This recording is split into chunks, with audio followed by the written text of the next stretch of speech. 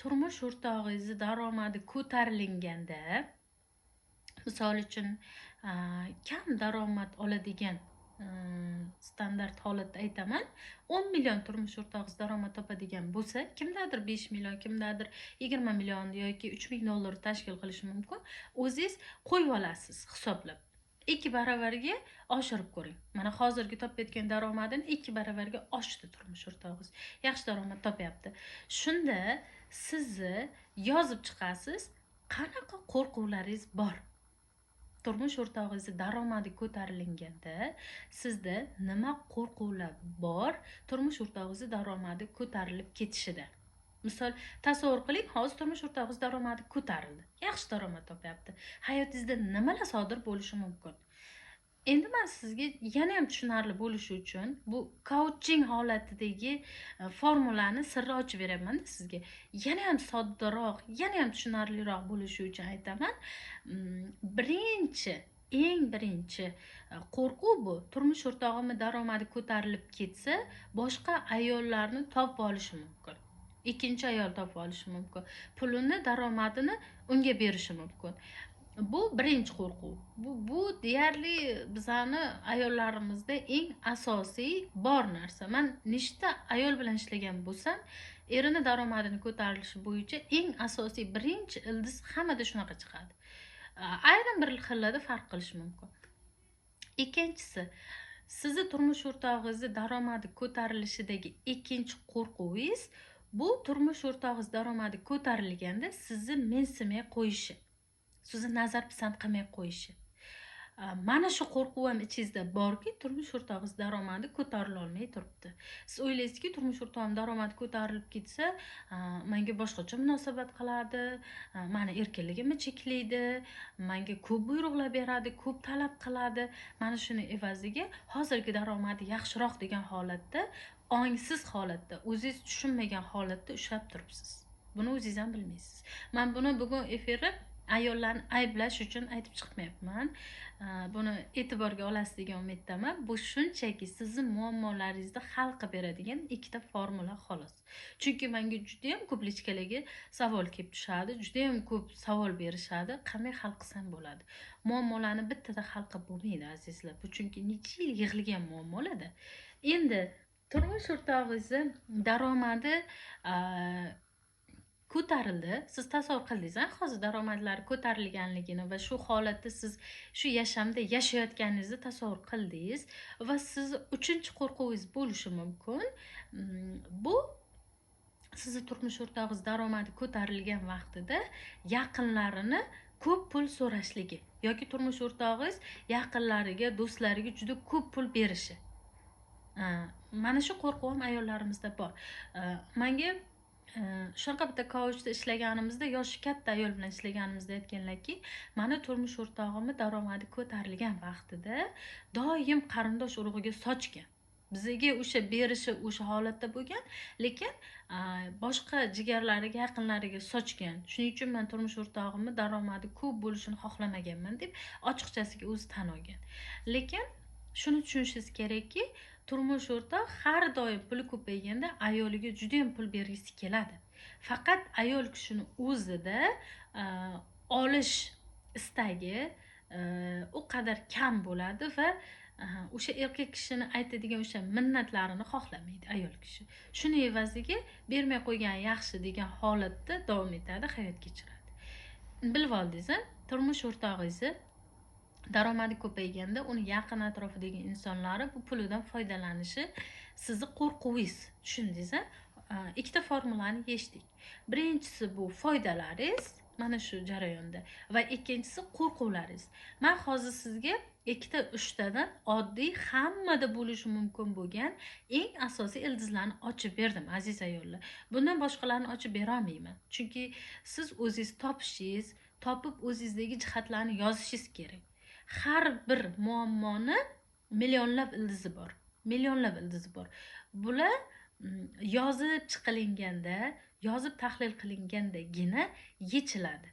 Agar siz yozib chiqmasangiz, ongingiz sizga keragi yo'q javoblarni chiqarib beradi, asosiy bo'lmagan javoblarni chiqarib beradi. Shuning uchun yozish обязательно shart. Agar yozib kommentariyga qoldirsangiz ham men javob beraman, yoki Telegram lichkamga tashlasangiz ham men sizga qisqagina qilib sizdagi asosiy foyda, asosiy qo'rquvlarni qanaqa qilib yechish mumkinligini javobini qisqagina qilib aytib beraman. Hozir sizga endi buni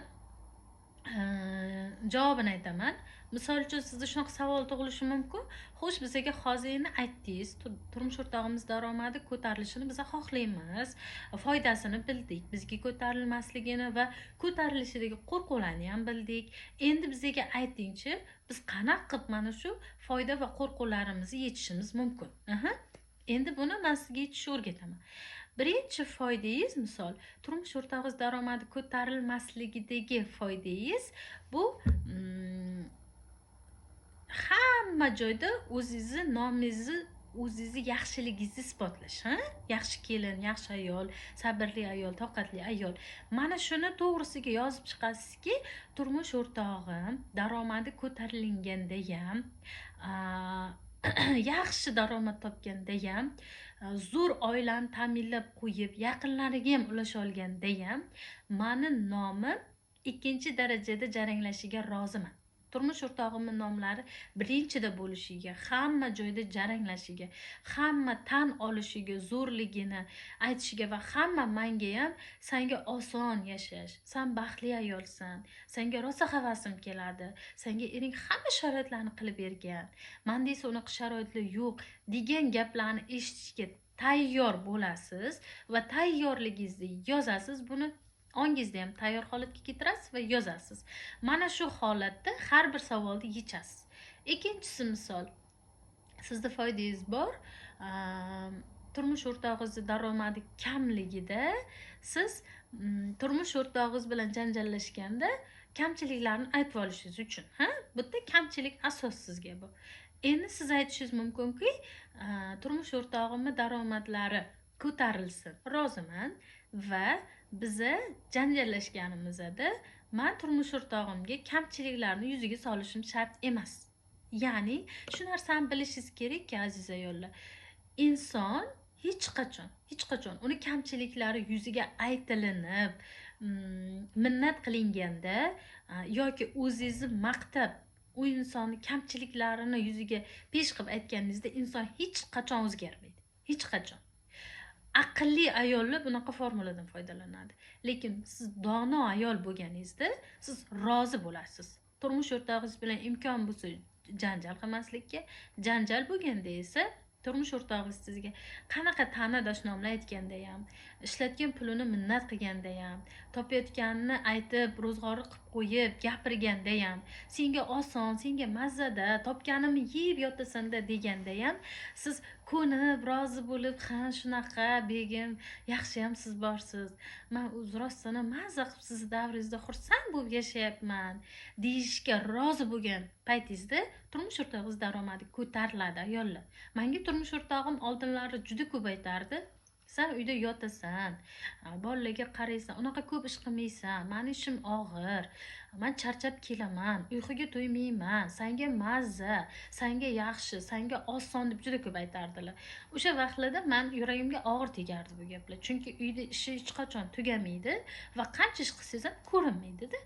Va shunaqa paytlarda men o'tirib o'ylaganmanda, ki yaxshisi shu kuchim yetgancha shu ishlarni qilaman, o'zim ustimda ishlayman, ilm olaman va rozi bo'laman.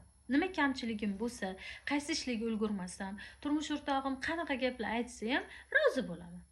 Hozir men 100% rozi bo'lganman. Ba'zida aytib qolar, senga mazza onasi deydi. Ha, menga mazza deyman-da. Siz borsiz baxtimga, siz oilamizni ta'minlab turibsiz, boshimizsiz, hamma narsa siz bo'yningizda. Men yengil yashayman, qulay yashayman. Sizni davringizda mazza qilib yashayapman. Sizni davringizda baxtli yashayapman. Menga hamma narsani yaratib berdingiz, erkalatib qo'ydingiz. Yaxshi ham borsiz dadasi, to'g'ri aytasiz. Men kuni bo'yi yotaman deyman. Agar o'sha kuni bo'yi yotmagan bo'lsam ham, ish qilgan bo'lsam ham shunaqa deb aytaman. Keyin turmush o'rtog'im o'zlari to'xtaydilar-da, menga boshqa bunaqa gaplarni ham aytmaydilar, unaqa ko'p ko'nglimga tegadigan gaplar aytmaydilar. Ayollar, tushuning, turmush o'rtog'ingiz ham bekordan bekor bu gaplarni aytmaydi. Uni ustiga yuklanadigan yuklamani siz his qila olmaysiz. Uni yelkasidagi mas'uliyatni, ota-onasini o'ylasinmi, farzandlarini ta'minotini o'ylasinmi, sizga sharoit qilib berishni o'ylasinmi? U bechora o'zini orzusi uchun yashamaydi-da, erkak zoti. Faqat oilasining sharoiti yaxshi bo'lishi uchun yashaydi. Faqat siz biz o'z vazifamizda yashasak bo'ldi, tamom, talab qilinadigan. Ayol bo'lib bersangiz bo'ldi. Ojizaligingizni his qilsangiz, uyingizda o'zingizni vazifalaringizni qo'lingizdan kelgancha bajarsangiz, turmush o'rtog'ingiz ishdan kelganda chiroyli taftni, o'sha oiladagi nima desa bo'ladi, erkak kishi ishdan kelganda, uyida bo'lganda o'sha damni, hordiqni ta'minlab bersangiz, turmush o'rtog'ingiz siz uchun eng katta orzularingizni ham bajarib bera oladi. Har qanday erkak bu narsaga qodir. Mana turmush o'rtog'im unaqa qilmaydi deyishga shoshilmang. Men ham shunaqa o'ylardim. Unaqa emas. Turmush o'rtog'ingiz hamma narsa qilib bera oladi sizga. Faqat siz ishona olishingiz kerak. Endi uzoqlashmaymiz. Qo'rquvlarga o'tamiz. Foydani bildingiz, qanaqa qilib yechishni, o'sha yozib chiqqan foydalaringizni to'g'risiga javobingizni yozib chiqasiz. Rozi bo'lib yozib chiqasiz. Daromadlari ko'tarilishiga rozi bo'lib yozib chiqasiz. Ana endi turmush o'rtog'ingiz daromadi ko'tarilishidagi qo'rquvlaringizni yechib chiqasiz. Misol uchun, birinchi qo'rquvingiz bu nima dedik? Turmush o'rtog'ingizni daromadi ko'tarilishda qo'rquvingiz boshqa ayollarni topib olsa-chi. Endi bu juda ko'p klientlarim menga shu narsani aytishadi. Voy, erim boshqasiga ketib qolsa-chi, puli ko'payib ketsa, yoki qachondir hayotimizda shunaqa bo'lgandi ham deb qo'yishadi-da. Va menda ham shunaqa bo'lgan va buni yechib chiqqanman. Tajribamdan o'tgan ayol sifatida shuni aytamanki, agar turmush o'rtog'ingiz daromadi ko'tarilsa, sizga hozir ajratadigan daromadidan ham ko'proq pul beradi sizga, aziz ayollar. Faqat o'sha pulni siz tejab, tergab, bola chaqamga yoki nimamga, ertangimga demasdan, o'zingizga, ongingizga investitsiya qila olsangiz, o'zingiz ustingizda ishla olsangiz, siz o'sasiz, rivojlanasiz. Eringizni o'sha onga qadar tenglashasiz. Qachon ayol baxtli yashaydi? Er xotinning rivoji bir xil bo'lsa-da, siz o'sib tenglasha olasiz va shunaqa paytda eringizga yana ham qiziqarli bo'lasiz. Shunaqa vaziyatda turmush o'rtog'ingiz boshqa ayol topishga hojat qolmaydi. Tushunyapsizmi? Erkak kishi qachon boshqa ayol topishga ehtiyoji qoladi? Qachonki yonidagi ayoliga qaraganda undan ayollik energiyasini ko'rmasa, ola olmasa hech narsa, o'zi xohlagan munosabatni ko'rmasa, u boshqa joyga sarflaydi ham, boshqa joyga ketadi ham. Siz turmush o'rtog'ingizning pulini olib, o'zingizga xursandchilikka ishlata olishingiz shart. Tejamasdan, tergamasdan. Men keyingi efirda sizga o'zingizga nimalarda tejashingizni, xatolarini va nima to'g'riliklarini bo'yicha efir tahlil beraman. O'shanda ko'rib tahlil qilib olasiz o'zingizda.